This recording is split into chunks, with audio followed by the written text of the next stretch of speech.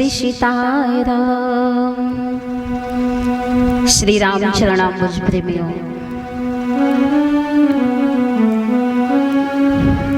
आज मंगलवार है तो मानसाचार्यों का कहना है कि आज की कथा भक्त प्रवर श्री संत हनुमंत लाल जी की होनी चाहिए। आज हनुमान जी का दिन है, वार है, इसलिए आज की कथा संत श्री हनुमंत लाल जी की होगी। आइए हम श्री रामचरितमानस में पंचामृत देखें कि पंचामृत क्या है। क्योंकि मानस में 5-5 की संख्या अत्यधिक आई हुई है और सबसे बड़ी बात है, बहुत आज शुभ दिन है, मानस में पंचामृत का मैं दर्शन कराऊंगी। लेकिन उससे भी पहले आज है क्या, आज एकादशी व्रत है। यदि मैं सोच रही हूँ कि एकादशी व्रत पर चर्चा कर लूं तो मानस के पंचामृत में प्रवेश करूं, तो आज इस शुभ दिन को मंगलवार और एकादशी व्रत का भी आज दिन है, वार है, आज एकादशी व्रत है। कहा गया है कि यदि व्रतों में कोई महाव्रत है तो एकादशी है। एकादशी के समान कोई व्रत नहीं है। व्रत एकादशी सो, जो नहीं भी व्रत करता है तो आज के दिन वह चावल का परित्याग करता है कि चावल न खाएं। चावल नहीं लोग खाते हैं, तो चावल क्यों नहीं खाते हैं, इसकी भी कथा है कि आज के दिन समस्त पाप चावल में ही निवास करते हैं, इसलिए चावल खाना वर्जित है कि जो चावल खाएगा उसके अंदर वह पाप प्रविष्ट हो जाता है। तो एकादशी है क्या? आज पूरे भारतवर्ष में, चाहे वह गांव हो, शहर हो, देश हो, विदेश हो, इसकी महत्ता, इसकी महिमा हर जगह है।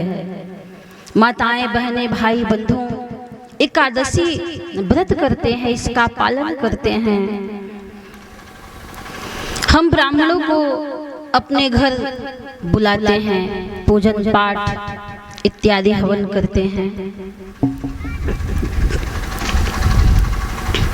तो इस व्रत में जो तात्विक रहस्य छुपा हुआ है, हम उस पर भी विचार करें कि यह व्रत क्या है, एकादशी का मतलब क्या है। ये ठीक है हम अपने घरों में विप्र को बुलाएं, पूजन करें, उनका चरण धोएं, भोजन कराएं, पूजा पाठ करवाएं, दान सम्मान करें, ये बहुत सुंदर है। लेकिन उसके साथ में एक और चीज का भी ध्यान रखें, उसका भी पालन करें।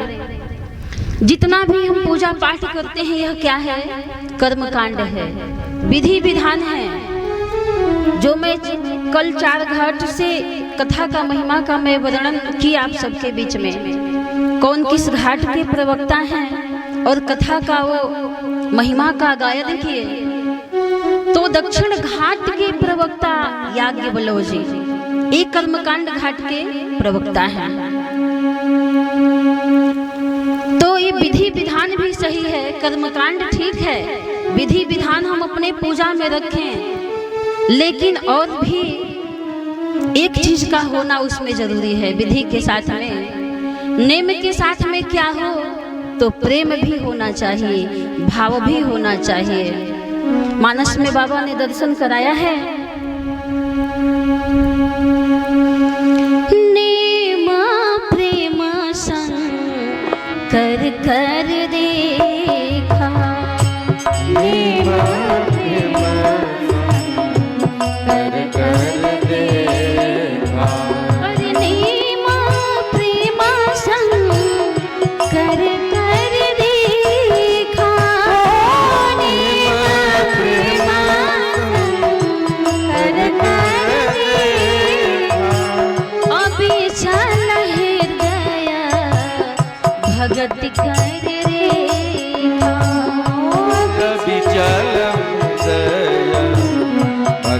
कर लेना। अविचल हृदय भगत कर रेखा, अविचल हृदय भगत कर रेखा। तो नेम और प्रेम ये दोनों होने चाहिए। विधि विधान भी हम करें, नेम भी करें और भाव प्रेम ये भी होने चाहिए।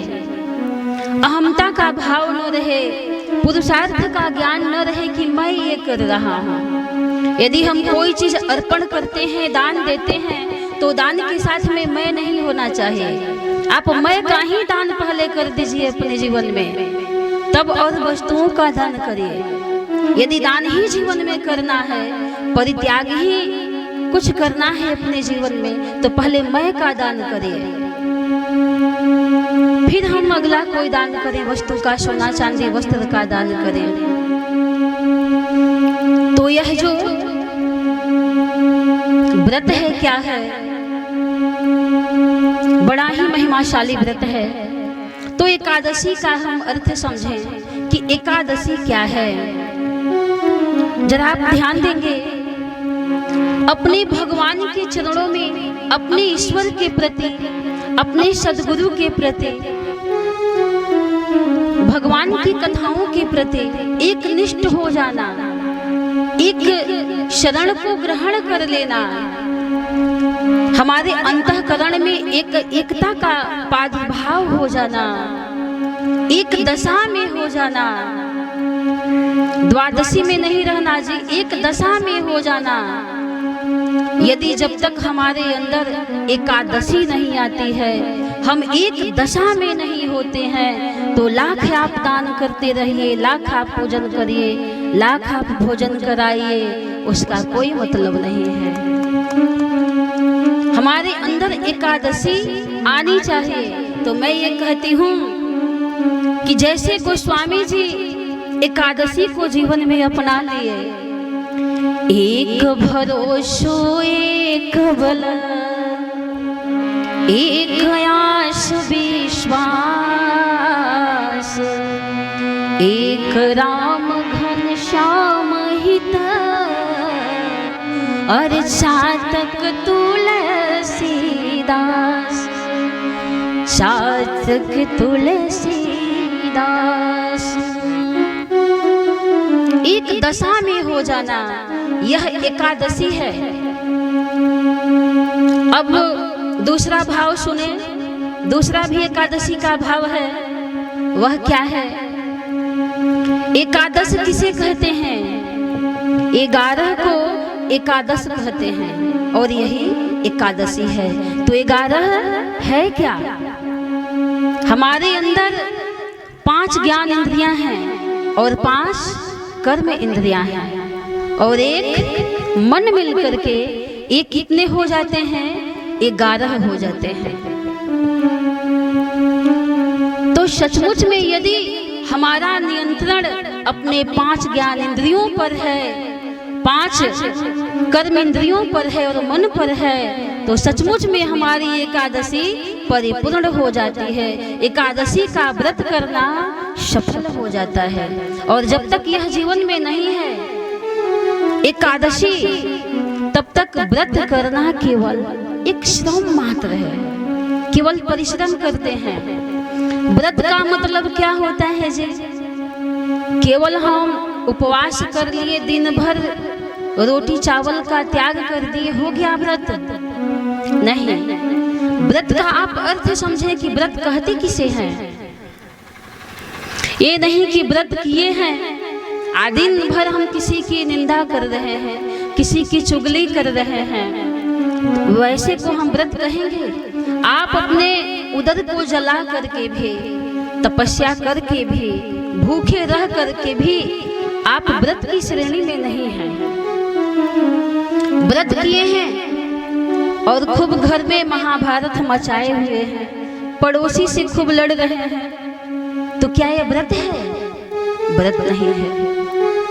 सास पतोह में खूब महाभारत छिड़ा हुआ है, ऐसा व्रत नहीं होता है। तो व्रत है क्या? उपवास भी हम कहते हैं व्रत को।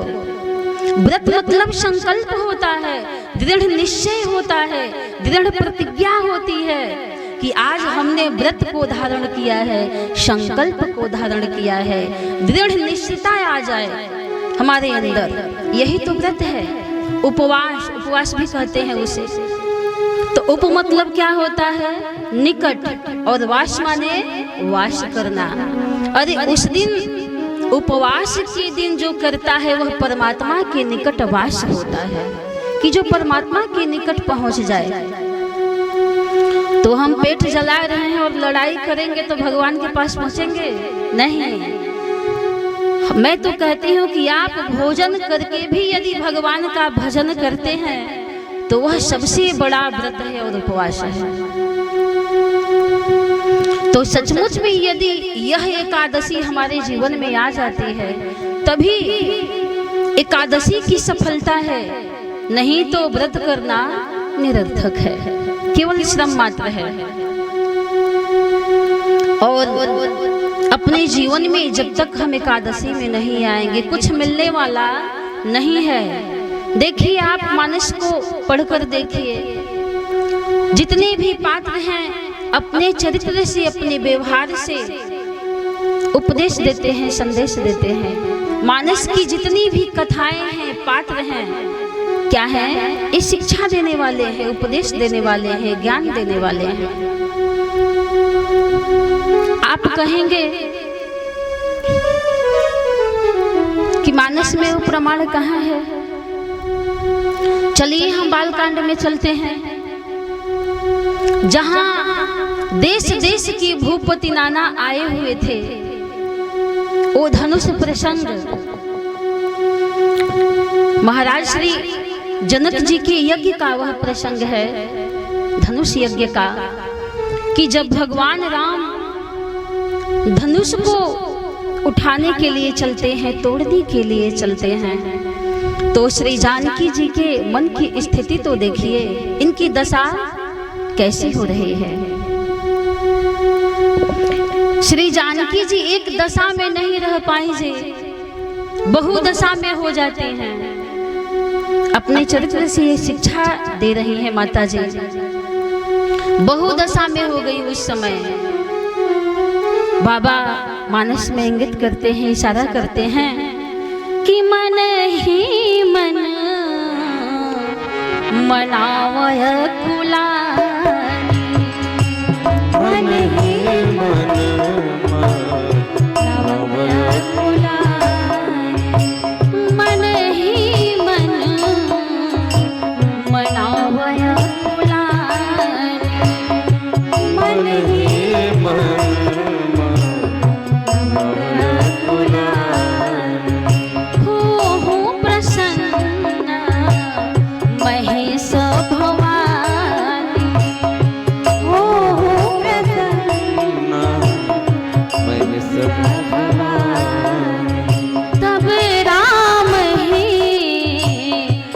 बिलो की भय दे, तब राम ही बिलो की भय दे, सभय हृदय बिना वति जे हिते,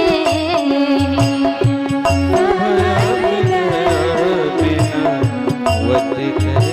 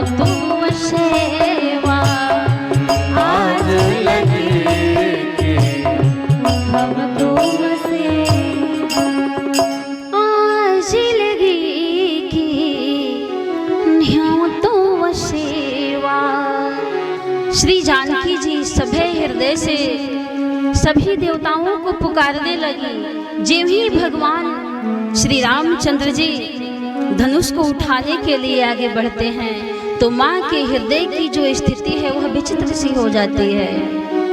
यह एक दशा में नहीं रह पाती हैं। कौन? श्री जानकी जी बहु दशा में हो जाती हैं जी। सबको मनाने लगती हैं। ज्यों ही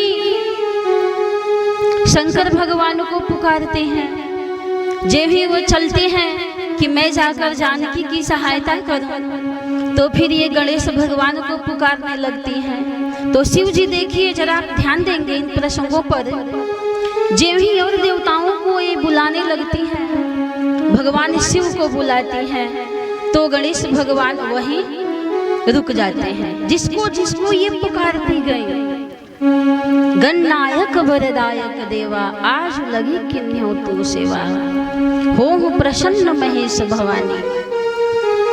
जब एक को पुकारती हैं जानकी जी, भगवान शिव को पुकारी, फिर उन पर ये रह नहीं पाई, उन पर इन्हें विश्वास नहीं हुआ कि ये शायद आ पाएंगे। प्यारे बंधुओं, सबसे बड़ी चीज क्या है? विश्वास ही तो है।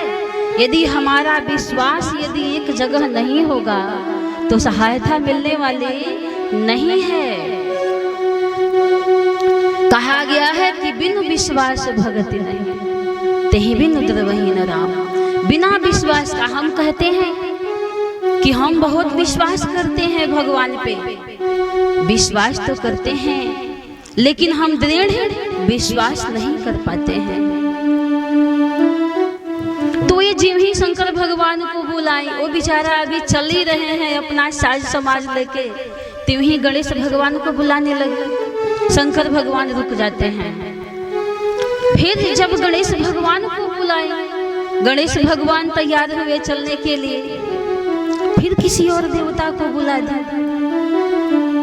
गणेश भगवान भी रुक जाते हैं। इनकी सहायता करने के लिए कोई भी वहाँ देवता नहीं पहुंच पाते हैं, तो निराश हो जाते हैं। माँ अम्बा उदास हो जाती है कि अब मैं किस पर भरोसा करूं, किस पर मैं विश्वास करूं कि मुझे सहायता उनके द्वारा मिलेगी।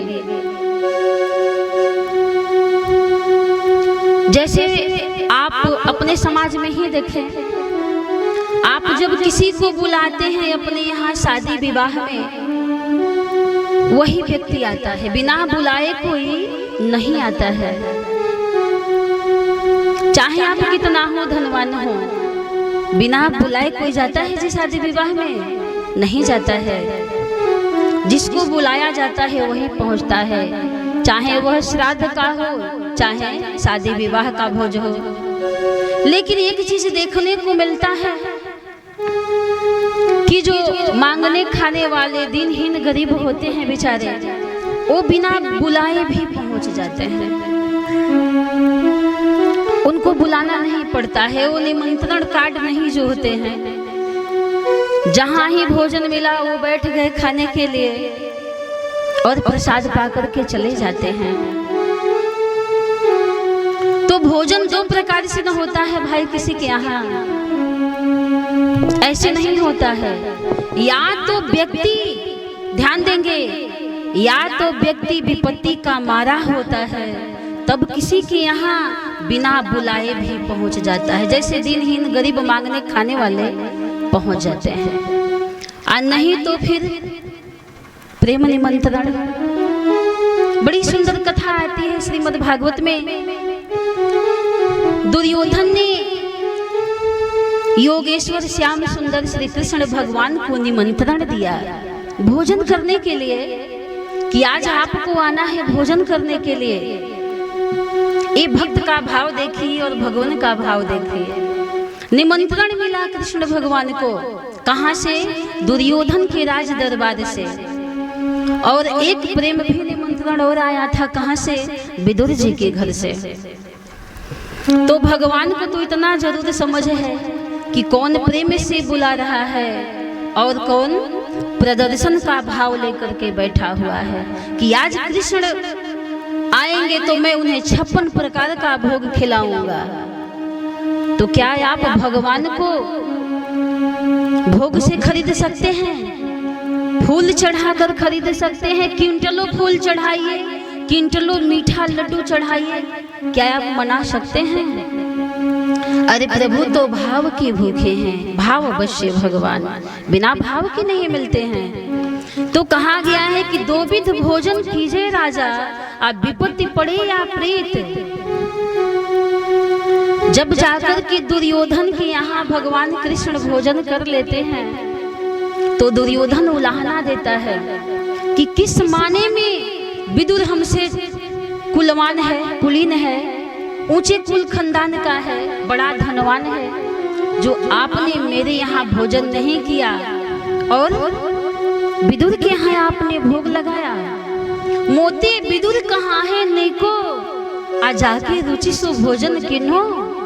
हे केशव कहियत सुत दासी को, दासी के पुत्र के यहाँ आपने भोजन कर लिया, अपने मान सम्मान का भी आपने परवाह नहीं किया। कहियत सुत दासी को। योगेश्वर भगवान श्री कृष्ण ने कहा, ऐ दुर्योधन, किसी के यहाँ भोजन तो दो प्रकार से की जाती है, दो विध भोजन कीजिए राजा, अब विपत्ति पड़े या प्रीत, तो ही प्रीत न मोहि आपदा, तो ही प्रीत न मोहि आपदा, यही बड़ी विपरीत। हे दुर्योधन बताओ फिर भोजन हो तो हो कैसे हो? क्या भोजन हो सकते हैं? नहीं हो सकते हैं। तो बड़ा सुंदर पद आता है कि भगवान तो भाव के बस में है, प्रेम के बस में है, क्या कोई उन्हें खिला करके बस में कर सकता है? अरे प्रेम हो तो इंसान क्या जी, भगवान भी बस में हो सकते हैं। यशोदा मैया कृष्ण भगवान को ओखल में बांध देते हैं, उस ब्रह्म को, परमात्मा को, ईश्वर को वह रस्सी में बंध जाते हैं। क्या कोई है रस्सी में बांधने वाला? वह अपार महिमाशाली भगवान अत्यंत बलशाली, क्या आप बल से बांध सकते हैं? नहीं, बल से नहीं बांध सकते हैं, प्रेम से वह परमात्मा बनता है।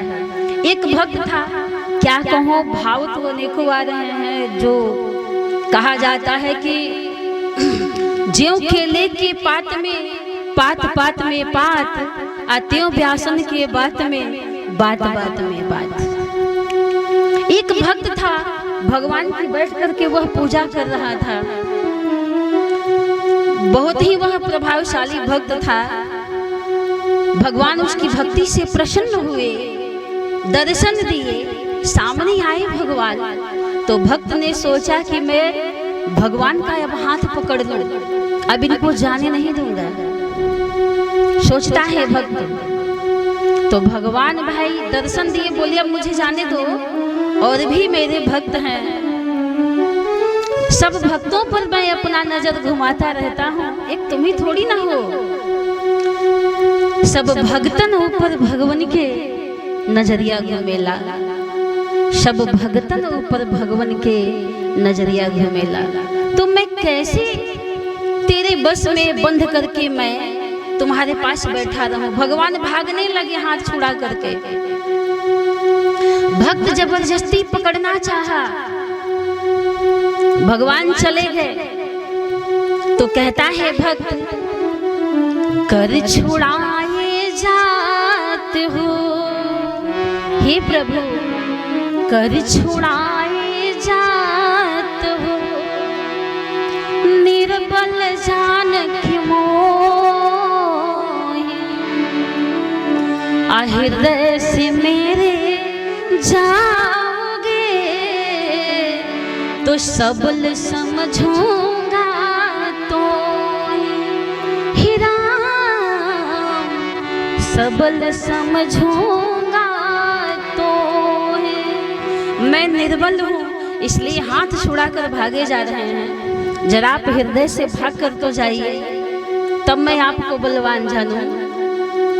तो भगवान भाव के भूखे हैं, भाव के बस में रहते हैं। हरि की प्रभु जी रिझिला रिझाई लाकवन गुण से प्रभु जी रिझिला रिझाई लाकवन गुण से प्रभु जी रिझिला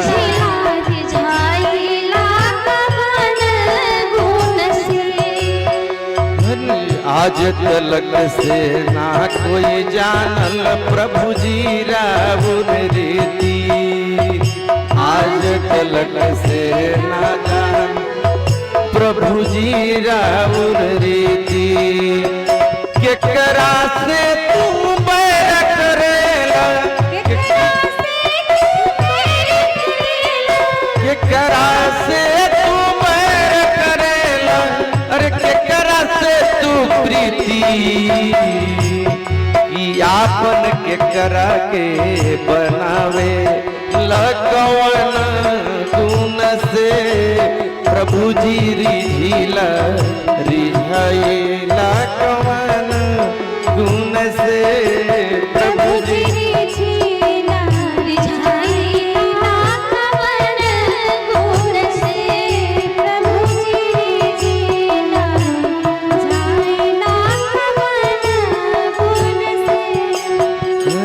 ना खैल पकवान मिठाई दुर्योधन घर जाके ना खैल पकवान मिठाई दुर्योधन घर जाके अरे बासी साग विदुर घर खैल बासी साग विदुर घर खैल प्रेम से भोग लगा के स्वाद छिलके में बसाई लाकवन में गुण से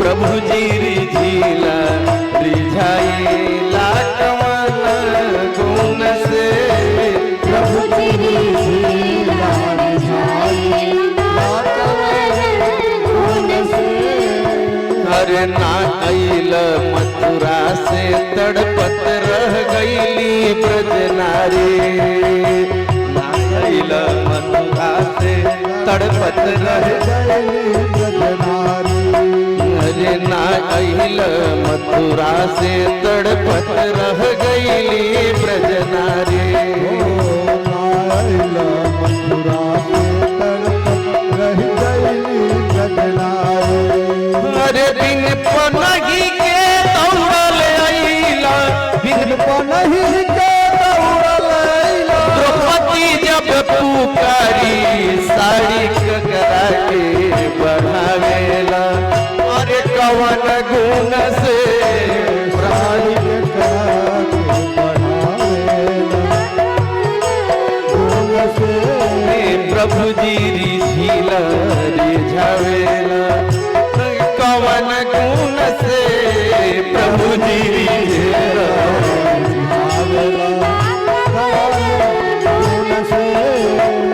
अरे नाम यजामिल के बेटा नारायण सबसे प्यारा हो यजामिल के बेटा नारायण सबसे प्यारा नाम यजामिल के बेटा नारायण सबसे प्यारा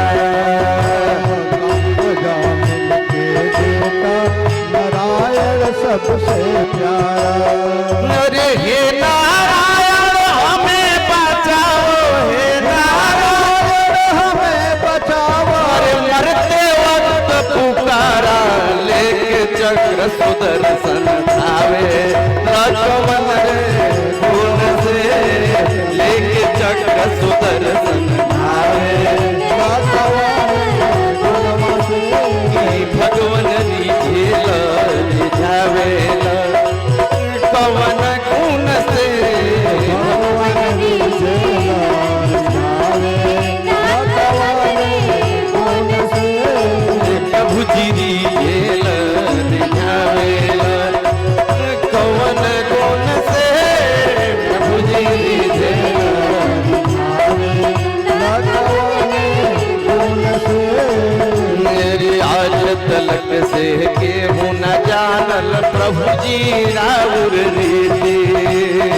आज झलक से केहू न जानल प्रभु जी राउर रीति। केकरा से तू बैर करेला, केकरा से तू प्रीति। केकरा से तू बैर करेला, केकरा से तू प्रीति। कि आपन केकरा के बनावेला, आपन केकरा के बनावेला। अरे कवान गुण से कि प्रभु जी रिझेल। कवान गुण से प्रभु जी रिझेल। कवान गुण से प्रभु जी रिझेल। अरे ना खैला पकवान मिठाई दुर्योधन कर जाके। पकवान मिठाई दुर्योधन घर जाके। ना खैला पकवान मिठाई दुर्योधन कर जाके। ना खैला पकवान मिठाई दुर्योधन घर जाके। अरे भाती साग भी दुर्घर खैला, भाती साग भी दुर्घर खैला। अरे प्रेम से भोग लगा के साथ छिलके में बतावे। गुण से गुण से प्रभु जी रिझेल। मन गुण से प्रभु जी रिझेल।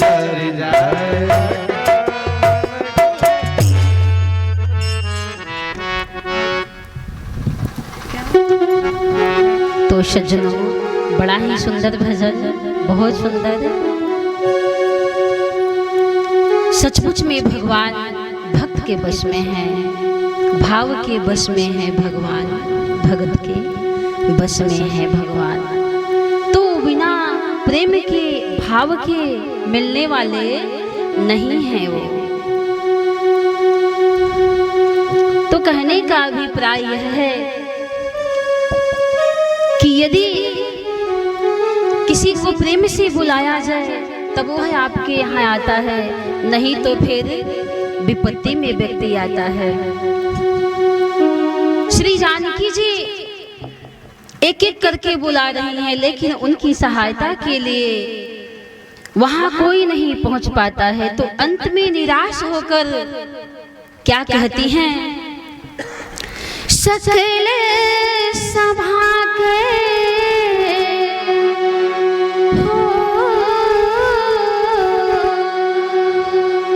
सकल सभा के मति भाई भोरी, अयब मोहि शंभु चाप गति तोरी। शंभु चाप गति तोरी। अब मोहि शंभु चाप गति तोरी। अब मोहि शंभु चाप गति तोरी। अब मोहि शंभु चाप गति तोरी। सबसे विश्वास भरोसा जानकी जी का उठ गया। तो कहती हैं कि हे जड़ धनुष, सबको मैं बुलाकर देख ली, अब किसी पर मुझे विश्वास नहीं है, भरोसा नहीं है। अब मैं तुम्हारे ही भरोसे हूँ, तुम्हारा ही बल मुझे अब चाहिए। तो धनुष में से भी आवाज निकलने लगता है। धनुष ने कहा कि माँ, मैं कितना हल्का हो जाऊं, और सबसे पहले तो ये बताइए कि जो मेरा ये वजन है इसको मैं कहाँ रखूं? तब तो मैं हल्का होऊंगा, मैं तो भारी हूँ, वजनीय हूँ, कहाँ रखूं मैं अपने वजन को? जड़ धनुष भी बोलने लगा ऐसा यह विश्वास, आप चैतन्य की बात क्या कर सकते हैं? यदि विश्वास हो, दृढ़ संकल्प हो, दृढ़ निश्चय हो, तो वही जड़ता में भी संचारता का वह उत्पाद उत्पन्न हो जाता है और सहायता मिलने लगती है। धनुष ने कहा मैं कितना हल्का हो जाऊं। माँ ने कहा कि मैं क्या बताऊं कि तुम कितने हल्के हो जाओ। सुमन समेत बाम कर दो ना, असावर कुंवर सखी सुठी लोना। अरे मैं तो ये सुनी हूँ कि जिन्हें फूल तोड़ने में भी पसीना आता है, वो कितना धनुष का वजन उठा पाएंगे मुझे नहीं मालूम है। धनुष ने कहा मैं अपना भार कहाँ रखूं। माँ जगदम्बा ने कहा कि जो ये राजा बार बार उचक रहे हैं, उठ रहे हैं धनुष तोड़ने के लिए, हे धनुष तुम अपना भार उन राजाओं पर रख दो। निज जड़ता लो गन पर डारी, निज लो गन पर डारी, निज जड़ता लो गन पर डारी, निज जड़ता लो गन पर डारी। अरे हो हर मूरख पति निहारी, पति हो हर मूरख पति निहारी, हो हर मूरख पति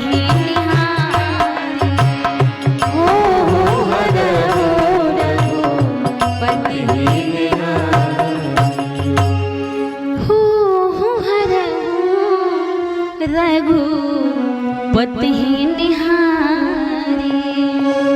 आप खुद ही देख लो कि ये कितना वजन उठा सकते हैं। तो कहने का अभिप्राय यह है कि जब तक हमारा विश्वास नहीं होगा, दृढ़ संकल्प नहीं होगा, हमारे अंदर एकता, एकत्व,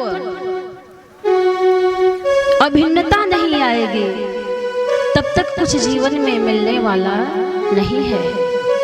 श्री जानकी जी अपने चरित्र से ये उपदेश दे रही हैं कि आप एकादशी में हो जाइए, जब तक द्वादशी में रहेंगे सहायता मिलने वाली नहीं है। कोई क्या यह मूर्खा थी क्या जानकी जी? क्या इन्हें ज्ञान नहीं था? लेकिन अपने चरित्र से इस शिक्षा दी संसार को, जगत को, कि एकादशी में रहना है। तो आप सबसे निवेदन है माताओं से, आज एकादशी व्रत है, कि सच्ची एकादशी को अपने जीवन में उतारें और उस एकादशी को अपने घर लेकर के जाएं। हम द्वादशी में न रहें, एकादशी में रहें। तो इस व्रत की यही सार्थकता है, सफलता है, परिपूर्णता है, तभी ये सफल होंगे। तो व्रत एकादशी सो, सबको व्रत करना चाहिए एकादशी का। नेम के साथ प्रेम भी होना जरूरी है, भाव भी होना जरूरी है, क्योंकि बिना भाव का भगवान मिलने वाले नहीं हैं। वो हर जगह हैं। कौन कह रहा है? जो तीनों लोक के गुरु हैं वो बता रहे हैं कि वो परमात्मा हर जगह है। लेकिन कमी क्या है? लोग कहते हैं कि भगवान मिलते नहीं हैं, आते नहीं हैं, दुख को काटते नहीं हैं। लेकिन हम लोग के पास वैसी दृष्टि नहीं है, वो भाव नहीं है, प्रेम नहीं है, खाते नहीं हैं। अरे हम सबरी की तरह खिलाते नहीं हैं, द्रौपदी की तरह बुलाते नहीं हैं, तो भगवान आएंगे कहाँ से? वो तो तैयार है आने के लिए। कहा गया है कि भक्त यदि एक कदम बढ़ाता है उनके तरफ, तो मेरा मालिक, मेरा ईश्वर हजार हजार पदों से, सहस्त्र पदों से अपने भक्तों का स्वागत करने के लिए तैयार रहते हैं। अब थर्मामीटर आपके पास है, अब अपने हृदय को नापिए कि कितना प्रेम है आपके लिए। एक गुरुजी के शिष्य थे। शिष्य ने कहा कि कितना प्रेम होगा तो प्रभु मिलेंगे, कितना प्रेम होना चाहिए भगवान को पाने के लिए। तो गुरुजी ने कहा कि चलो ठीक है, मैं बताता हूँ कि कितना प्रेम रहेगा तो भगवान मिलेगा। ले जाकर के शिष्य को नदी में डुबो देते हैं। आप पकड़े रहते हैं उसके मुंडे को।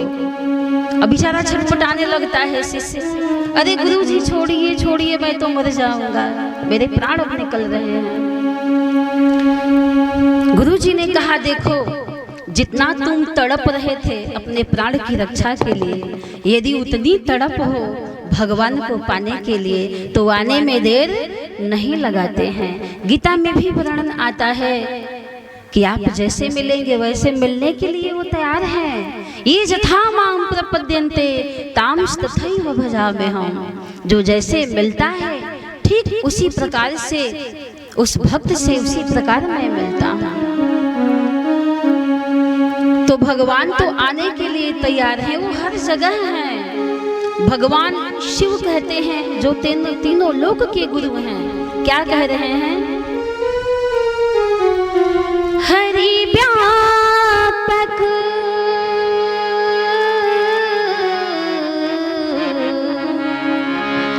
हरि व्यापक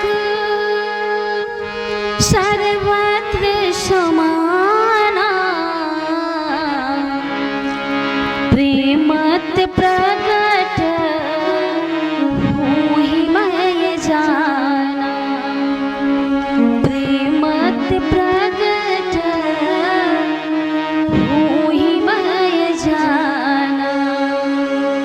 वो प्रेम से मिलने वाले हैं, भाव से मिलने वाले हैं। तो हम अपने अंदर एकादशी को धारण करें, एकत्वता को प्राप्त हो जाए, यही एकादशी है। एकत्व होकर उनके नाम को जपें, उनकी कथा को हम श्रवण करें, क्योंकि इस संसार सागर से पार जाने के लिए उनकी कथा क्या है? नौका के समान है। भव सागर चह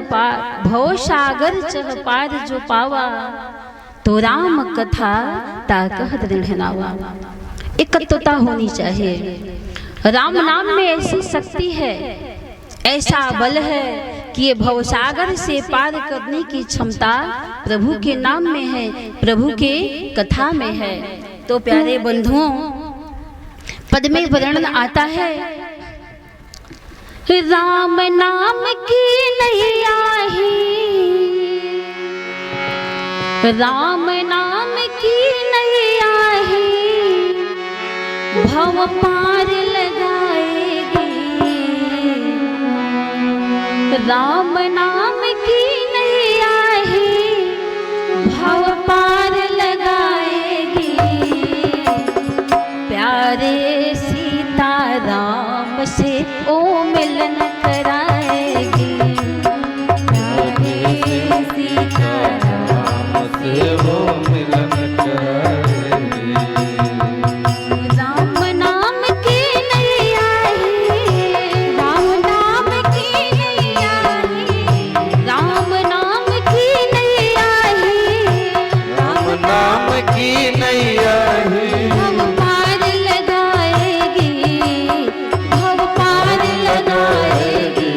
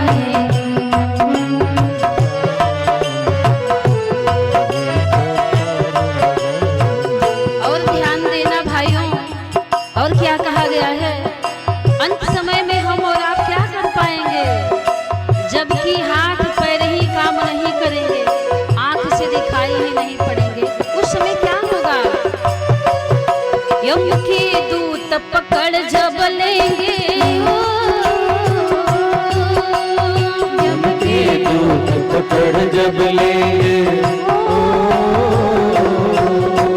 यम के दूत पकड़ जब लेंगे तब क्या धर्म कमाओगे, तब क्या धर्म कमाओगे। उनका दूत पकड़ जब लेंगे तब क्या धर्म कमाओगे, तब क्या धर्म कमाओगे। यम के दूत पकड़ जब लेंगे तब क्या तुम धर्म कमाओगे, तब क्या तुम धर्म कमाओगे। किया कर्म जो भव में आकर उसका ही फल पाओगे, किया कर्म जो उसका फल ही पाओगे, उसका फल ही पाओगे।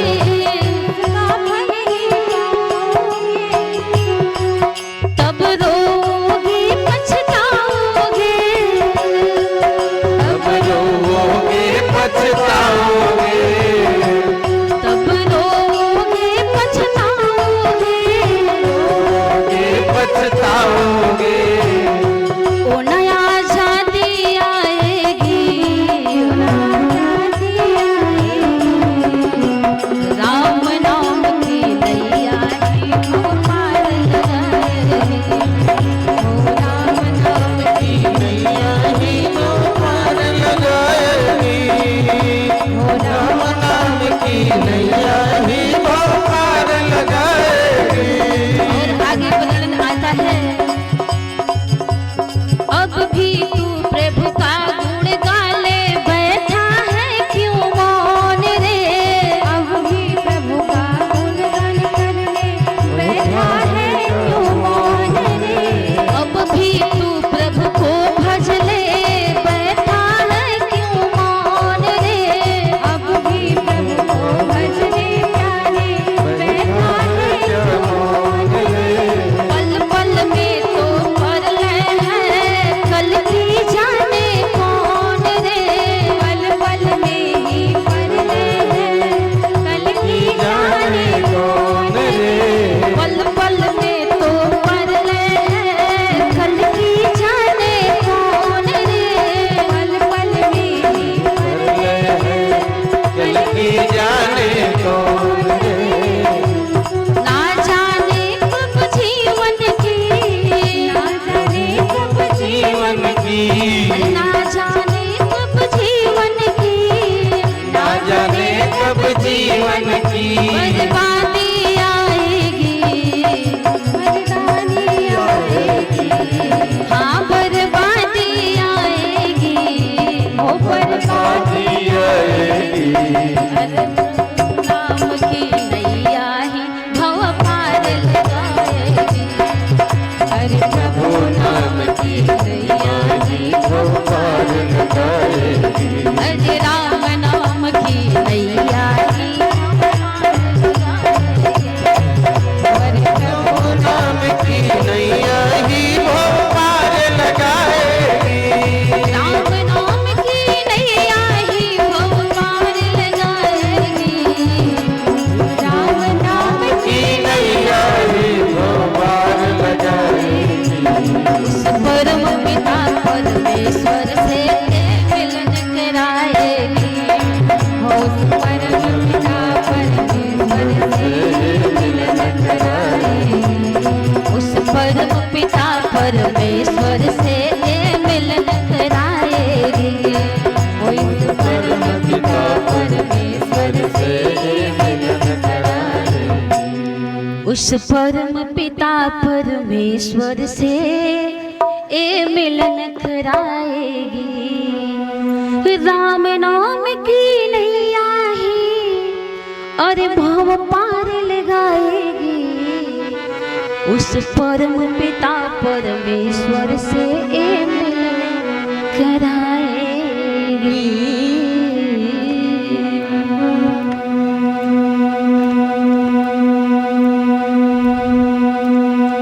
अब आए हम सब श्री रामचरितमानस में पंचामृत का दर्शन करें। क्योंकि 5-5 की अत्यधिक संख्या का दर्शन हमें मिलता है रामचरितमानस में। जैसे पंचलीलाओं में ही भगवान की कथा समाहित है, पंचलीलाओं में ही। और छठवां भी एक लीला है, वह क्या है? ललित नर लीला है। तो 5 लीलाओं में भगवान की कथा समाहित है। 5 भक्तों को मोह हुआ 5 लीलाओं में।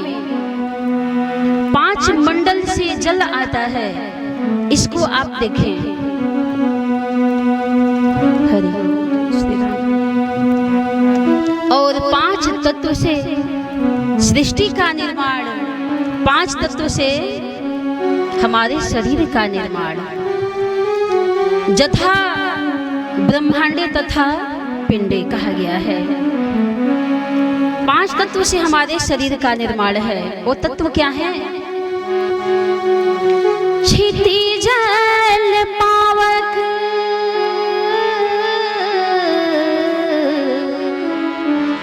क्षिति जल पावक गगन समीरा, अपंचरचित अति अधम शरीरा, पंचरचित अति अधम शरीरा। क्षितिजल पावक गगन समीरा, अपंचरचित अति अधम शरीरा। 5 तत्व से निर्माण हमारे शरीर का। तो तत्व कौन से हैं? क्षिति तत्व। ध्यान देंगे जरा आप। क्षिति तत्व, क्षिति माने पृथ्वी है, पृथ्वी तत्व। दूसरा है जल तत्व, तीसरा अग्नि तत्व, तीसरा के चौथा क्या है? तो हवा तत्व है। क्षितिजल पावक गगन समीरा, अपंचरचित अति अधम शरीरा। पृथ्वी तत्व, जल तत्व, अग्नि तत्व, आकाश तत्व, हवा तत्व, ये 5 तत्व हैं। तो जैसे 5 तत्व से हमारे शरीर का निर्माण हुआ है, आप ध्यान देंगे, उसी प्रकार ठीक रामचरितमानस का भी निर्माण हुआ है 5 ही तत्व से। जैसे हमारे शरीर का निर्माण, उसी तरह से रामचरितमानस का भी 5 तत्व से निर्माण। आप कहेंगे कैसे? सज्जनों, आपसे आग्रह है, निवेदन है, किसी प्रतीकात्मक जगत में देखें। स्थूल में आप नहीं देखेंगे मिट्टी, जल, अग्नि, हवा, आकाश। स्थूल में मत देखिएगा, प्रतीकात्मक में देखें कि ये 5 तत्व कौन सा है जिस तत्व से रामचरितमानस का निर्माण हुआ। तो क्षिति तत्व का दर्शन करें। क्षिति तत्व कौन है मानस में भाइयों? तो श्री जानकी जी हैं। इनका जन्म पृथ्वी से हुआ है। ये अवनी कुमारी हैं, धरनी सुता हैं। आदि आदि शब्दों से इन्हें संबोधित किया गया है मानस में कि ये पृथ्वी की सुता हैं, अवनी कुमारी हैं। वर्णन आता है चित्रकूट का प्रसंग, जिस समय माता सुनैना और पिता श्री जनक जी से मिलती हैं तो श्री जानकी जी बहुत विकल हो जाती हैं। लगता है कि इनका धैर्य छूट जाएगा, लेकिन धैर्य इनका नहीं छूटा। क्यों नहीं छूटा? इसलिए कि ये धरनी सुता है। सिय पितु मातु स्नेह बस, विकल न सखी संहार। धरनी सुता धीरज धरऊ, धरनी सुसिय पितु मातु स्नेह बस, विकल न सखी संहार। धरनी सुता धीरज धरऊ, धीरज को धारण कर लेते हैं श्री जानकी जी। इनका धीरज धीरज लग रहा था कि छूट जाएगा। इनको अवनी कुमारी भी कहा गया है, उसका भी वर्णन आता है कि बरबसेरों की हो, बरबसेरों की बिलोचन बारी, अधर धीरज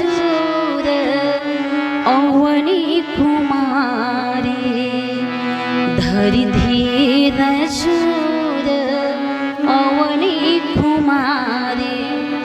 तो इन्हें धरनी सुता अवनी कुमारी शब्दों से संबोधित किया गया। धरनी सुता धीरज धरे समय सुधर्म विचारे। इस समय का विचार करके मन में धैर्य को धारण करती हैं। तो ये मानस में क्या है श्री जानकी जी? तो पृथ्वी तत्व है। अब हम दूसरा तत्व देखें तो क्या है? जल तत्व है। विचार करेंगे पृथ्वी तत्व आ गया, कौन? तो श्री जानकी जी। जल तत्व कौन है? तो श्री संत भरतलाल जी हैं। इनको विष्णु कहा गया है, विष्णु की उपाधि दी गई है। और विष्णु भगवान का निवास कहाँ है? तो जल में है। नारायण क्यों कहा जाता है जी? विष्णु भगवान का नाम एक नारायण भी है। तो नारायण का अर्थ क्या होगा? नार माने जल और अयन माने घर। जिसका जल ही घर हो वो कौन है? वही तो नारायण है। तो विष्णु भगवान किस चीज के देवता हैं? ये पालन के देवता हैं। शंकर भगवान संहार के देवता हैं और सृष्टिकर्ता ब्रह्मा जी हैं। इस सृष्टि निर्माण करने वाले हैं। तो इनको विष्णु कहा गया है। मानस में दर्शन मिलता है कि विश्व भरण हो, विश्व भरण पोषण कर जोई, और ताकर नाम भरत यश होई, ताकर नाम भरत यश होई। ये भरतलाल जी क्या हैं? तो जल तत्व हैं। अब अग्नि तत्व कौन है मानस के? तो श्री लक्ष्मण लाल जी हैं। इनको तेज निधान कहा गया है। ये अग्नि के भंडार हैं, तेज निधान हैं।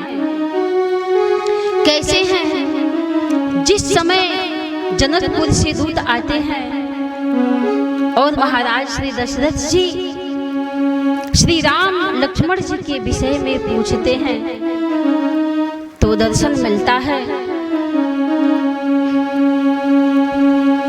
राजन राम लखन पुनित से, राजन राम अतुल बल जैसे, अतेज निधान लखन पुनित से, तेज निधान लखन पुनित से। ये कौन है? तो लक्ष्मण जी। ये तेज निधान है, अग्नि तत्व है मानस में। अब हम हवा तत्व का दर्शन करें। हवा तत्व कौन है जी?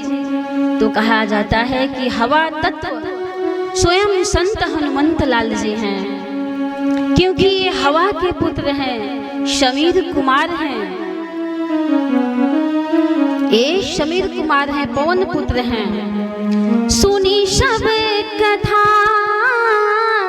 समीर कुमारा, अरे नाघत भया पयोधी अपारा, नाघत भया पयोधी अपारा। सुनी सब कथा समीर कुमारा। पाछे पवन तनय सिर नावा, जान काज प्रभु निकट बुलावा। ये पवन तनय है, समीर कुमार हैं। तो ये कौन है? तो हवा के पुत्र हैं। अब आकाश तत्व कौन है मानस में? दर्शन करें तो आकाश तत्व स्वयं मेरे राघवेंद्र सरकार श्री राम जी हैं। इनको आकाश तत्व कहा गया है। शांताकारं भुजग शयनं पद्मनाभं सुरेशं विश्वाधारं गगन सदृशं मेघवर्णं शुभांगं। ये आकाश तत्व मेरे राम हैं। तो 5 तत्व कौन है? पृथ्वी तत्व, जल तत्व, अग्नि तत्व, हवा तत्व, आकाश तत्व। मैं पूछूं कि इनमें से महान कौन है? सबसे महान कौन है? 5 तत्वों में से कौन है भाई? तो वह है हवा तत्व है। 4 तत्व रहते हैं हमारे शरीर में, केवल एक तत्व निकल जाता है। वह कौन? प्राण वायु। श्वास जब निकलता है, प्राण निकल जाते हैं, तो बताइए 4 तत्व क्या करते हैं? निरर्थक हो जाते हैं। ये शरीर किसी काम का नहीं रहता है। शरीर निश्चेष्ट हो जाता है, मुर्दे के समान हो जाता है। बड़ी विचित्र स्थिति उत्पन्न हो जाती है भाइयों उस समय। जिस शरीर की हम इतनी सेवा करते हैं, सेंट साबुन तेल लगाकर जन्म भर नहलाते हैं, जिस शरीर का हम श्रृंगार करते हैं, वह शरीर उस समय एक तत्व के बिना जब कोई छूता है, किसी के घर मृत्यु जब हो जाती है, तो जो व्यक्ति क्या तुम छुआ कर आए होगे, जाओ स्नान पहले करो। इतनी घृणा की दृष्टि, इतनी अशुद्धता हमारे मन में बैठ जाती है। 4 तत्व तो पड़े हैं आपके सामने, एक तत्व ही तो नहीं है। वह है हवा तत्व, वह है वायु तत्व, प्राण तत्व, श्वास तत्व। सबसे यदि कोई बड़ा है तो वह है। ठीक उसी प्रकार से मानस में ये 5 पात्र हैं। और यदि श्री रामचरितमानस से संत हनुमंत लाल जी को निकाल दिया जाए तो जैसे प्राण के बिना, श्वास के बिना शरीर निरर्थक है, ठीक उसी प्रकार से यदि रामचरितमानस से अनंत बलवंत श्री हनुमंत लाल जी को निकाल दिया जाए तो ये ग्रंथ भी कैसे हो जाएंगे? मृतवत। ऐसी महिमा है संत हनुमंत लाल जी की। तो 5-5 की संख्या मानस में ये पंचामृत है। चरणामृत का आप पान करते हैं, पंचामृत का भी आप लोग पूजा पद्धति में देखते हैं, और एक कथामृत है। तो ये कथामृत में हम देख रहे हैं, रामचरितमानस में देख रहे हैं। हनुमान जी ऐसे एक मानस में पात्र हैं, भक्त हैं भगवान राम के, जो सबको इन्होंने ऋणी बना करके रख दिया। बड़े बड़े धनिक को इन्होंने कर्जदार बना करके रख दिया। सबके ऊपर संत हनुमंत लाल जी ने ऋण चढ़ा दिया, कर्जा चढ़ा दिया। तो आइए हम दर्शन करें कि हनुमान जी का ऋण किसके किसके ऊपर है भाई, किसकी किसकी ये सहायता किए हैं, किनके प्राणों की ये रक्षा किए हैं, जिनके ऊपर हनुमान जी का ऋण चढ़ा हुआ है, कर्जदार बनाए हैं उस पात्र को, पात्रा को। तो आइए हम प्रथम दर्शन करें। वर्णन मानस में आता है कि जिस समय श्री जानकी जी का अपहरण हो जाता है तो श्री जानकी जी की खोज में भगवान सभी बंदर भालुओं को अनेकों दिशाओं में भेजते हैं। कोई दक्षिण जाता है, कोई पूरब जाता है, कोई पश्चिम जाता है, लोग जाते हैं माँ की खोज में। तो मैं आपसे पूछती हूँ कि सीता की खोज क्या है, पहले ये आप जाने। कि सीता की खोज है क्या। इतने ये बंदर भालू सीता की खोज में जा रहे हैं, तो ये माँ की खोज क्या है। इसे हम प्रतीकात्मक जगत में देखें, केवल यही ना जीवन भर देखते रह जाएं कि सीता जी की खोज की गई थी, सारे बंदर भालू खोज में निकले थे। प्रतीक रूप में देखें कि ये महामाया आदि शक्ति है क्या। तो प्रथम देखें कि ये क्या है, तो ये भक्ति स्वरूपा है। जानकी जी भक्ति की प्रतीक है। कैसे? सानुज सिया समेत प्रभु राजत परन कुटीर, भक्ति ज्ञान वैराग्य जनु सोहत धरे शरीर, सोहत धरे शरीर। हमारे भगवान राम क्या हैं? ज्ञान के प्रतीक हैं। लक्ष्मण जी कौन है? वैराग्य के प्रतीक हैं। श्री जानकी जी क्या है? तो भक्ति की प्रतीक हैं। ये ज्ञान भक्ति वैराग्य के प्रतीक हैं। चित्रकूट में सुशोभित हो रहे हैं। तो एक भाव और हमें याद आ रहे हैं कि ये चित्रकूट की पर्णकुटी में गोस्वामी जी ने एक चित्र लिया कि ये कौन है भाई। किसी ने पूछा कि ये कौन है, क्या ये साधारण दिख रहे हैं राजा के पुत्र और बहू ये लोग दिख रहे हैं? नहीं। राम लक्ष्मण केवल क्या ये सीता दिख रहे हैं? नहीं जी। क्या है ये? भक्ति ज्ञान वैराग्य की ये प्रतीक हैं। तो जैसे चित्रकूट की शोभा भगवान श्री राम लक्ष्मण सीता जी से है, उसी तरह से हमारे अंदर जो चित्रकूट है, चित्रकूट चित्तचार, इस चित्रकूट में भी किससे शोभा है भाई? हमारे चित्त में किससे शोभा होगी? अंतःकरण में, कि हमारे हृदय में भी वो भक्ति ज्ञान वैराग्य स्वरूप राम लखन श्री सीता जी विराजमान है, तब इस चित्तचार की शोभा है। तो श्री सीता जी भक्ति की प्रतीक हैं, शांति की प्रतीक हैं। शांति सीता समानिता आत्मा रामो विराजते। शांति की प्रतीक हैं, वात्सल्य की प्रतीक हैं, ये लक्ष्मी की प्रतीक हैं, माया की प्रतीक हैं। ऐसी ये जगदम्बा है। यह है भक्ति की प्रतीक हैं। तो जितने बंदर भालू हैं भक्ति की खोज में जा रहे हैं। साधारण आप ये न समझे, सीता जी महामाया आदि शक्ति भक्ति स्वरूपा है। तो श्री जानकी जी के खोज में बंदर भालू निकल जा रहे हैं, निकल पड़ रहे हैं, सारे दिशाओं में जा रहे हैं। हनुमान जी चुपचाप बैठे हुए हैं, भगवान इन्हें इशारा करते हैं। सबसे पीछे संत हनुमंत लाल जिनके चरणों में माथा को झुकाते हैं। वर्णन आता है, पाछे पवन तनय सिरना,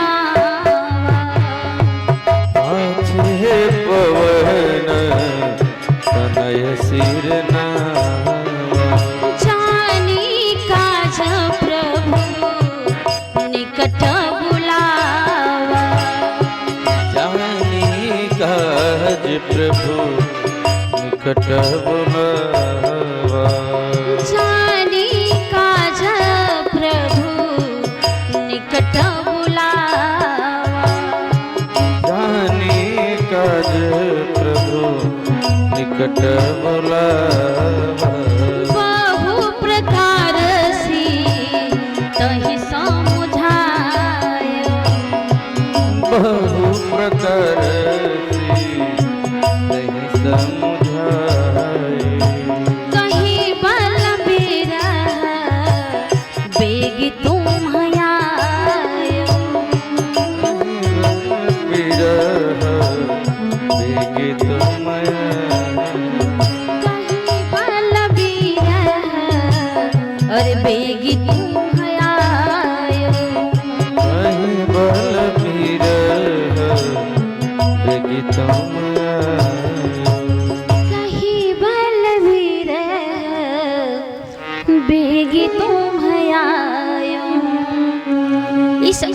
पर हम विचार करें, भगवान राम किससे अपनी विरह व्यथा को सुना रहे हैं जी।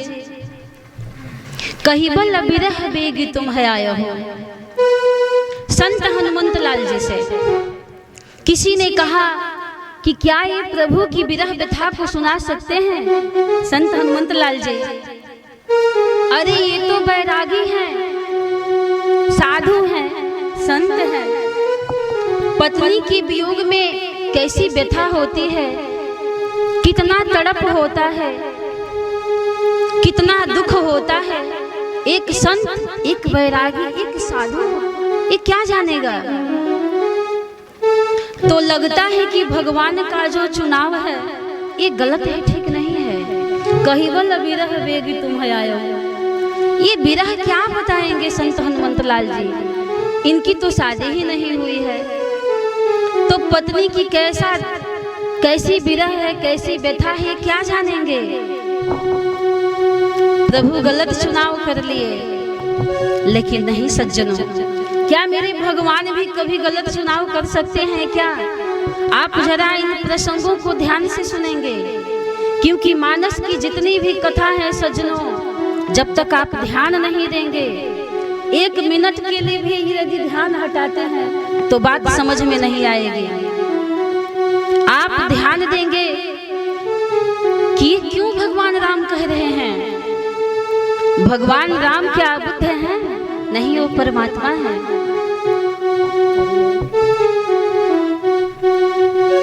अरे किसी की विरह व्यथा का वर्णन तो रागी कर सकता है, ना कि बैरागी कर सकता है। जो गृहस्थ आश्रम में जिया हो, गृहस्थ आश्रम का पालन किया हो,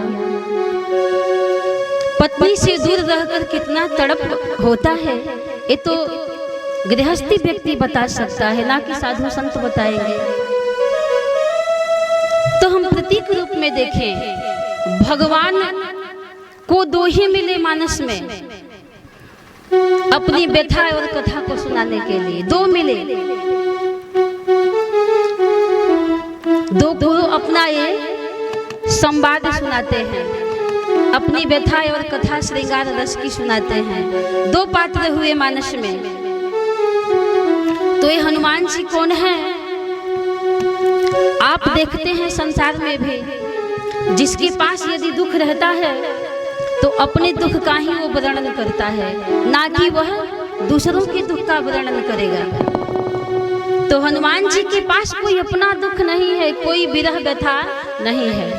किसी के पास आप बैठेंगे तो जैसे ही आप अपना दुख सुनाने लगते हैं तो कहता है, अरे भैया मत पूछो, ये तो जीवन में हमारे भी दुख हैं, हम भी इसी से परेशान हैं। व्यक्ति कहता है ना, तो जिसके पास दुख रहेगा, विरह व्यथा खुद होगी, तो दूसरों की विरह व्यथा को, दुख को सुना सकता है जी? नहीं। तो हनुमान जी के पास कोई विरह व्यथा नहीं है, कोई दुख नहीं है। इसलिए भगवान ने हनुमान जी का चयन किया, हनुमान जी को चुने कि इनसे अब अच्छा कोई और सुनाने वाला हो ही नहीं सकता है। तो मानस में दो पात्र, विरह व्यथा की कथा भगवान राम ने हनुमान जी से कही। अपनी व्यथा को संदेश श्री जानकी जी को सुनाने के लिए किसे चुना? तो हनुमान जी को चुना। और जब श्रृंगार रस की कथा हुई, संदेश हुआ, कहना हुआ, तो किसे भगवान चुने श्रृंगार रस को सुनाने के लिए? तो अपने छोटे भाई लक्ष्मण को भगवान ने चुना। दो हुए, एक से भगवान ने श्रृंगार रस की कथा को सुनाया और एक व्यथा को सुनाया। दर्शन मिलता है श्री जनक जी के पुष्प वाटिका का कि जिस समय भगवान राम कंकन किंकिनी की धुनी को दूर से सुनते हैं, जिस समय माँ जगदम्बा पुष्प वाटिका में गौरी पूजन के लिए आए थे, तो बाबा दर्शन कराते हैं। कंकन किंकिनी नूपुर धुनी सुनी, कहत लखन सन राम हृदय कहत राम हृदय कहत लखन सन राम हृदय कहत राम हृदय और जब श्री जानकी जी दूर से दिखाई पड़ जाते हैं तो प्रभु कहते हैं, हे लक्ष्मण, तात जनक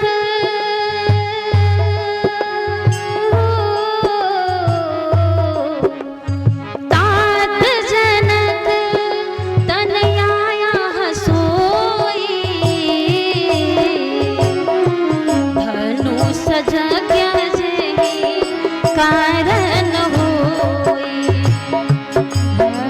सजग जेहि कारण होई धनु सजग जेहि कारण होई धनु सजग जेहि कारण होई। और कहते हैं कि हे लक्ष्मण, आज जनक नंदिनी की शोभा को देख करके जासो बिलो की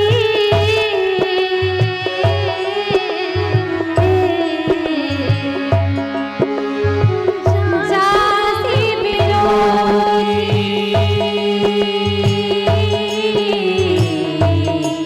अरे अलौकिक शोभा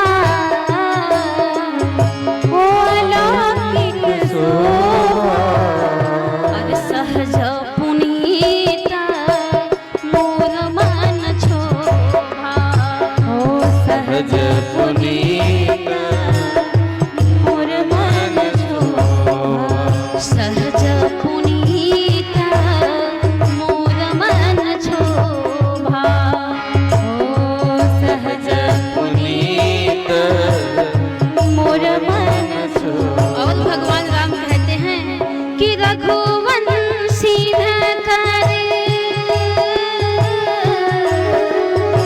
ओ रघुवंशी अज सहज स्वभाव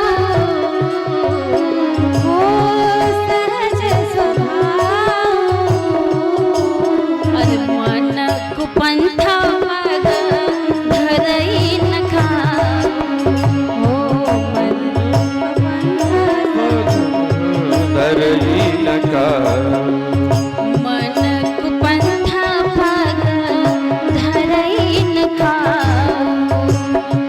मन कुपंथ पग धरई लका। लेकिन हे लक्ष्मण, आज मेरे मन की जो दशा है विचित्र सी हो रही है, मन में हलचल सी मच रही है, जैसे कि कोई ठहरे हुए जल में कंकड़ मार दे। ये तो रघुवंशियों का स्वभाव है कि पर नारी पर कुदृष्टि नहीं जाती है, लेकिन आज मेरे मन की विचित्र दशा हो रही है। तो यह दशा क्यों हो रही है भाई? लगता है कि प्रीति पुरातन लखई न कोई। ये पुरातन प्रीत है भगवान राम सीता की। तो किसी जिज्ञासु ने प्रश्न किया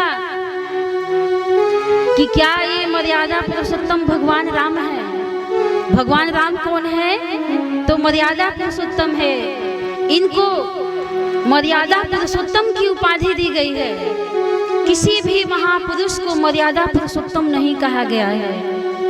आप देख लीजिए वेद पुराण शास्त्र को उठा करके, किसी को भी मर्यादा पुरुषोत्तम नहीं कहा गया है। श्रीमद् भागवत महापुराण में भी मर्यादा पुरुषोत्तम शब्द आया है, तो भगवान श्री राम के लिए आया है, किसी और के लिए नहीं आया है। तो क्या राम की यही मर्यादा है कि छोटे भाई से ये बता रहे हैं कि जासु बिलो की अलौकिक शोभा, असहज पुनीत मोर मन शोभा। अरे सीता को देखकर मेरे मन में उसे पाने की छटपटाहट हो रही है, हलचल हो रही है। उसके श्रृंगार को देखकर, उसकी शोभा को देखकर ऐसा क्यों हो रहा है? तो भाई ध्यान देंगे कि श्री जानकी जी की शोभा ही ऐसी थी। ये महामाया है और वो कौन है? मायापति हैं। ये शक्ति है, वो शक्तिमान है। तो इनकी शोभा को देख करके भगवान भी विचलित हो जाते हैं। कंकन किंकिन नूपुर धुनि सुनी आ कहत लखन सन राम हृदय गुनी। कंकन की आवाज सुन करके, किंकिन की आवाज सुन करके, नुपुर की आवाज सुन करके। कंकन की आवाज कहाँ से आ रही है बंधुओं? माँ के हम आभूषणों पर ध्यान दें। कंकन की आवाज कंगन सी चूड़ी से आ रही है। माँ के सीता जी पहनी हुई थी कंगन से कनकन, करधनी से किनकिन की आवाज, नुपुर से छन छन की आवाज। कंकन कहता है, कंकन का अभिप्राय है कि अरे मैंने किसको नहीं कंकड़ बना दिया। कंकन का शब्द सुन करके कौन नहीं कंकड़ बन गया? कितने भी महापुरुष ब्रह्म तक भी कंकड़ बन गया कंकन की आवाज को सुन करके। किंकिन, अरे किनको किनको नहीं बना दिया जी? कौन कौन नहीं बना इस जगत में? और पायल के नुपुर से आवाज आ रही है छन छन के। छन छन में लोग बन जाते हैं, बदल जाते हैं, चित्तवृत्ति वैसी हो जाती है।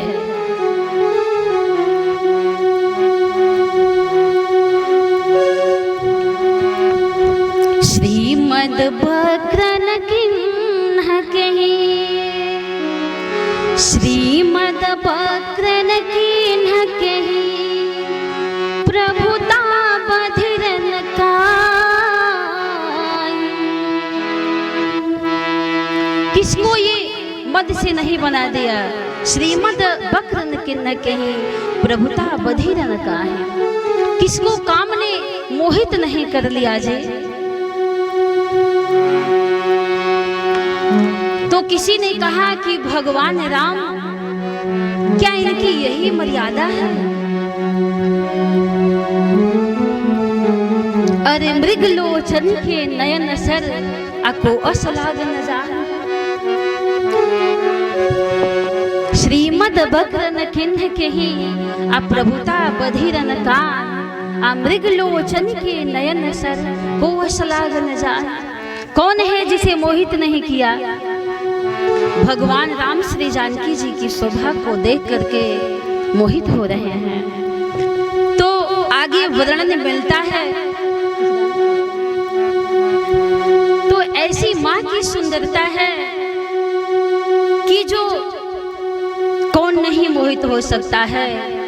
ऐसी माँ की सुंदरता कि सुंदरता कहूँ और सुंदर करई, अच्छा बिगड़ी दीप सिखा जनु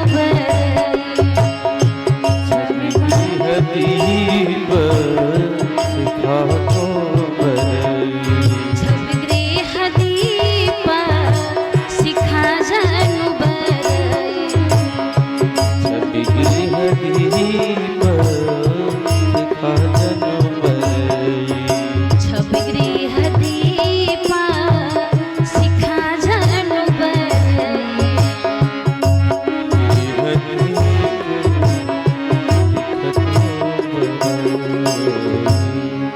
तो सुंदरता भी जिन पर मोहित है, सुंदरता भी जिन पर मोहित है, ऐसी यह सुंदरता ये है। ऐसी माँ जगदम्बा जी सुंदर हैं जिसका वर्णन मानस में बाबा ने दर्शन कराया है। किसी ने कहा कि 3 देवियां सुंदर हैं, पार्वती जी, लक्ष्मी जी, सरस्वती जी, तो क्या ये इनसे भी सुंदर हैं? कहते हैं कि हाँ। गिरा मुखर तन अर्ध भवानी, आरती अति दुखित अतन पतु जाती, अतन पति जाना। 20 बंधु बाग लीजिए ही आ कहिए रमासम, किसी से भी इन 3 देवियों से भी तुलना नहीं हो सकती है। ऐसी माँ की सुंदरता है, कौन नहीं मोहित होगा जी। तो किसी ने तर्क किया कि भगवान की यही मर्यादा है कि ये छोटे भाई से बता रहे हैं। अरे किसी को देख करके यदि कोई मोहित हो, यदि कोई लड़का कोई स्त्री को, कोई लड़की को देख करके पार्क में बगीचा में मोहित होता है तो अपने मित्र से कहेगा, अपने दोस्त से कहता है कि नहीं लड़की इतनी सुंदर है, बहुत सुंदर है, मैं उसे चाहता हूँ।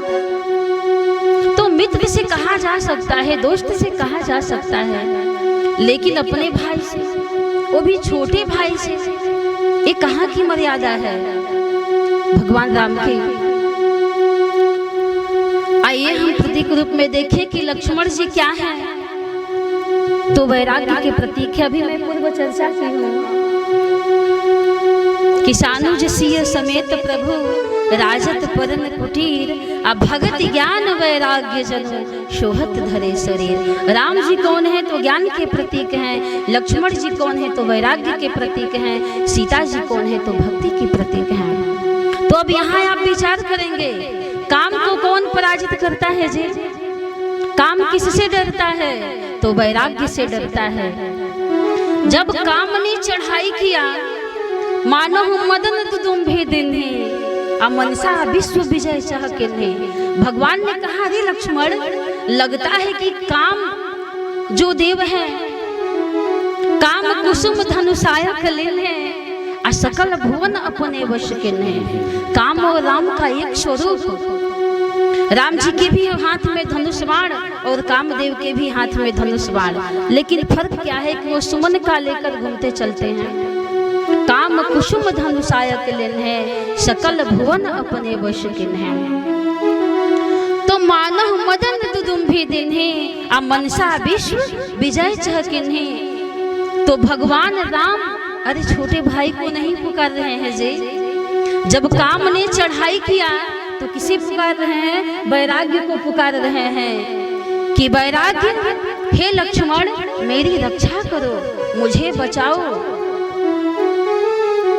लेकिन लक्ष्मण जी चुपचाप हैं, कुछ बोल नहीं रहे हैं। जिनके गर्जने से ही ये दिग्गज डोल पड़ते हैं। लखन सकोप बचन जब बोले, आ डगमगान मही दिग्गज डोले। ऐसे लक्ष्मण भाई साथ में हैं। अरे लखन सकोपा बचन जब बोले, आ डगमगान मही दिग्गज डोले। डगमगानी मही दिग्गज डोले। डगमगानी मही दिग्गज डोले। डगमगानी मही दिग्गज डोले। सकल लोक सभा भूप डराने, सकल लोक सब धूप डराने। और सियहि हरस जनक सब जाने। यही हरस जनक सकुचाने। सियहि हरस जनक सब जाने। यही हरस जनक सकुचाने। सियहि हरस जनक सकुचाने। ऐसे भाई जिनके साथ में हैं, वो भाई चुप है? क्यों चुप हैं भाई? भगवान राम ने एकांत में लक्ष्मण जी से पूछा कि लक्ष्मण ये बताओ, जब मैं तुम्हें पुकार रहा था कि लक्ष्मण मेरी सहायता करो, मेरी रक्षा करो, तो तुम मेरी सहायता के लिए आगे आए क्यों नहीं, बढ़े क्यों नहीं? लक्ष्मण जी ने कहा कि हे प्रभु,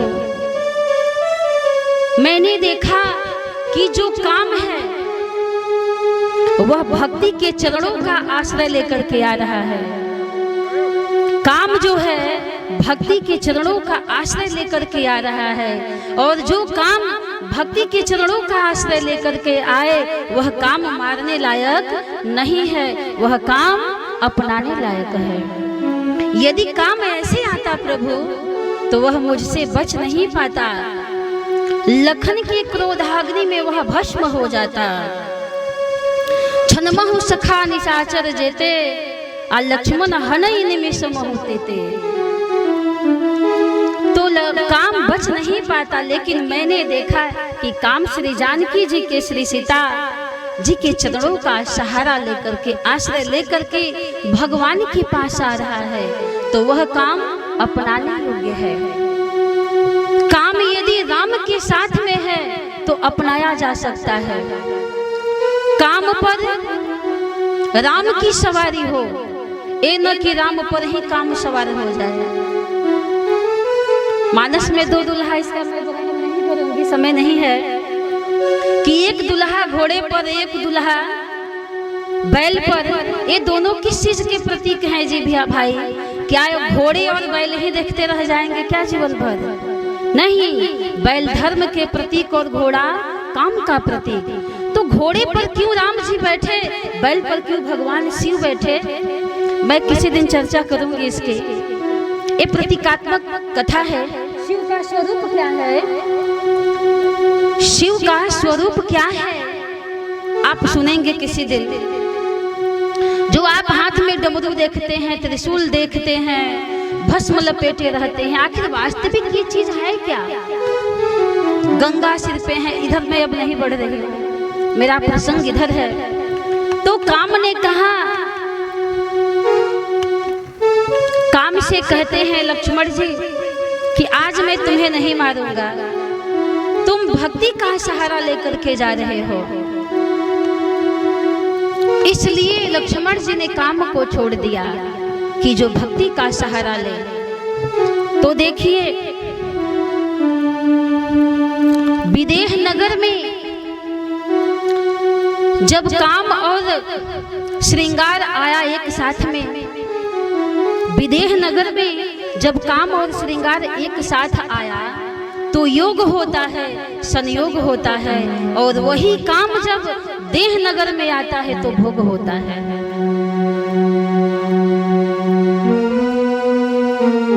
ऐसा काम का वर्णन किया गया है रामचरितमानस में। तो ये जो जनकपुर की पुष्प वाटिका में काम आता है तो श्री जानकी जी के चरणों का आश्रय लेकर के आया।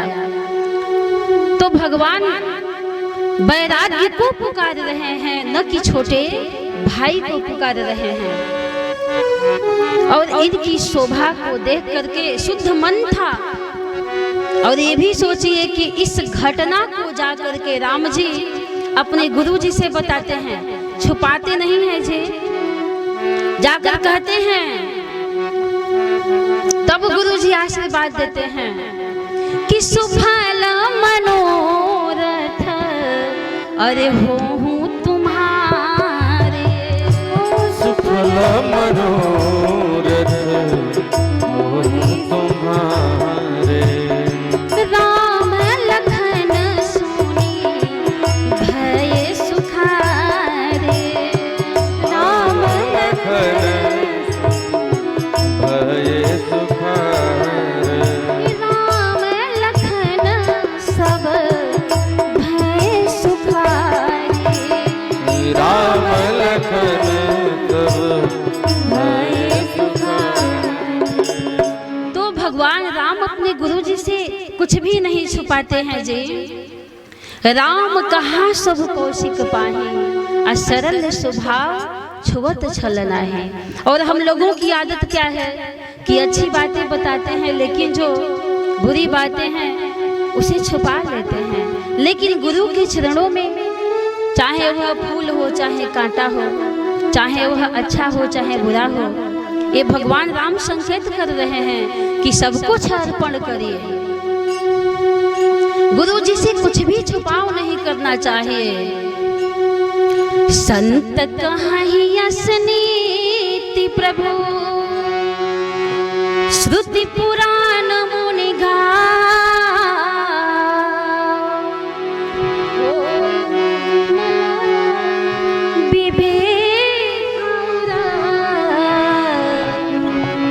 गुरु सन किए दुरा, हे राम गुरु सन किए दुरा।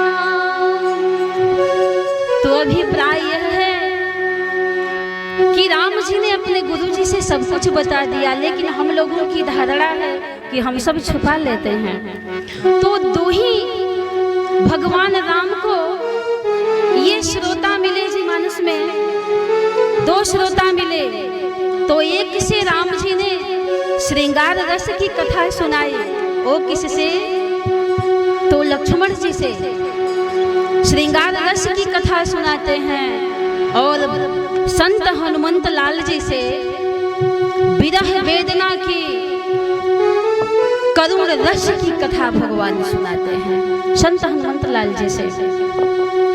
इसलिए भगवान कहते हैं कि हनुमान से अब कोई अच्छा श्रोता नहीं है विरह कथा सुनाने के लिए। इसलिए प्रभु कहते हैं कि बहु प्रकार से तहि समझाय, बहु प्रकार से तहि समझाय।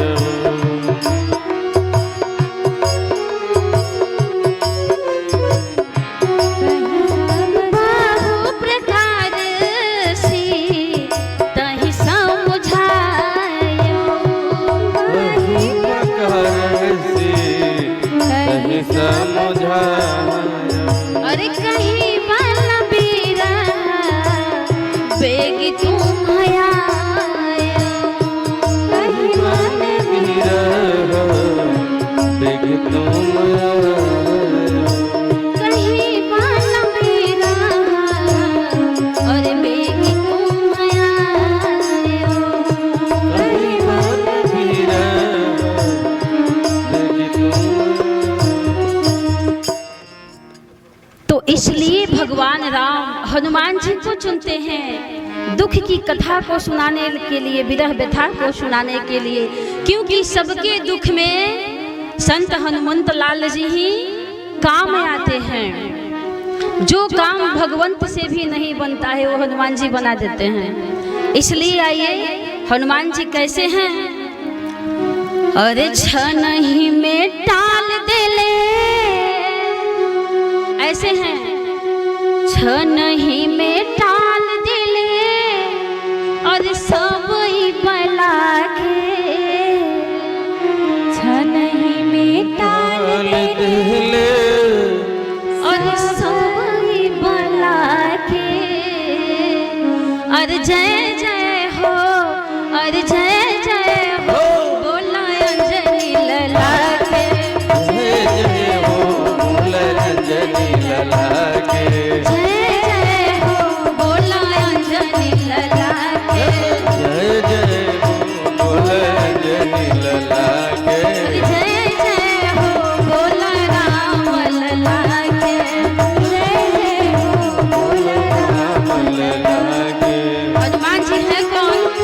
अरे राम जी के प्यारा हो मैं सिया के दुलरुआ, राम जी के प्यारा हो मैं सिया के दुलरुआ, राम जी के प्यारा हो मैं सिया के दुलरुआ, राम जी के प्यारा हो मैं सिया के दुलरुआ, रघुबर दुवरिया के हुए पहरुआ, रघुबर दुवरिया के हुए पहरुआ, सेवा मेरा हरदम नहीं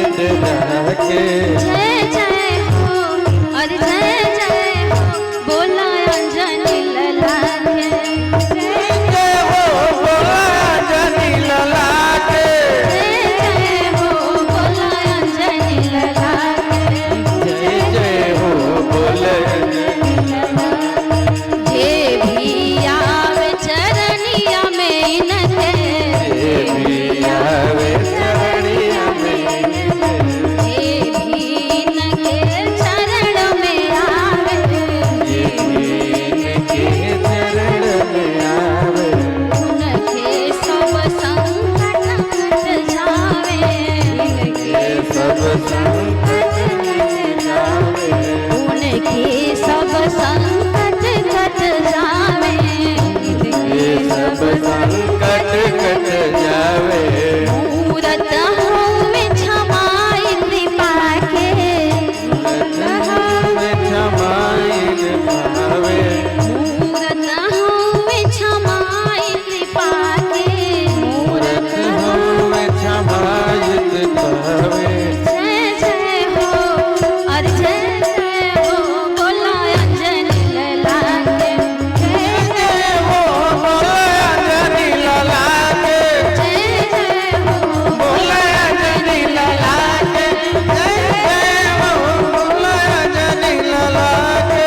जनहि में टाल दिले सबई बला के, जनहि में टाल दिले सबई बला के। अरे जय जय हो, हाँ जय जय हो बोला अंजनी लला के, जय जय हो बोला अंजनी लला के, जय जय हो बोले अंजनी लला के, जय जय हो बोला अंजनी लला के, जय जय हो बोले अंजनी लला के, जय जय हो बोले अंजनी लला के, जय जय हो बोले अंजनी लला के, जय जय हो बोले अंजनी लला के, जय जय हो बोले अंजनी लला के। जय जय हो बोला अंजनी लला के।